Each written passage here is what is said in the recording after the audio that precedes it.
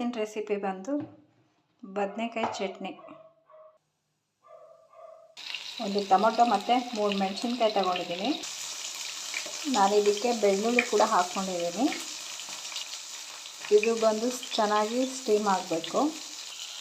ನೋಡಿ ಈ ಥರ ಚೆನ್ನಾಗಿ ಆಯಿಲಲ್ಲಿ ಬೆಂದಿದೆ. ಇದನ್ನು ಮಿಕ್ಸ್ ಮಾಡ್ಕೊತೀನಿ. ನೋಡಿ ಈ ಥರ ಚೆನ್ನಾಗಿ ಎಲ್ಲನೂ ಮಿಕ್ಸ್ ಮಾಡ್ಕೊಂಡಿದ್ದೀನಿ. ಇದಕ್ಕೆ ಎಷ್ಟು ಬೇಕೋ ನೀವು ರುಚಿಗೆ ತಕ್ಕಷ್ಟು ಉಪ್ಪು ಹಾಕ್ಕೊತಾ ಇದ್ದೀನಿ. ಸ್ವಲ್ಪ ಕಸ್ತೂರಿ ಮೆಂತ್ಯ ಹಾಕ್ಕೊತಾ ಇದ್ದೀನಿ. ಸ್ವಲ್ಪ ಚಿಲ್ಲಿ ಪೌಡ್ರ್ ಹಾಕ್ಕೊತಾ ಇದ್ದೀನಿ. ಸ್ವಲ್ಪ ಈರುಳ್ಳಿ ಹಾಕ್ಕೊತಾ ಇದ್ದೀನಿ. ಇದನ್ನು ಚೆನ್ನಾಗಿ ಮಿಕ್ಸ್ ಮಾಡ್ಕೊತೀನಿ.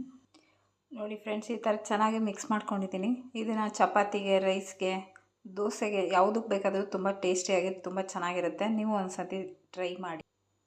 ಲೈಕ್ ಮಾಡಿ, ಕಮೆಂಟ್ ಮಾಡಿ, ಶೇರ್ ಮಾಡಿ ಫ್ರೆಂಡ್ಸ್.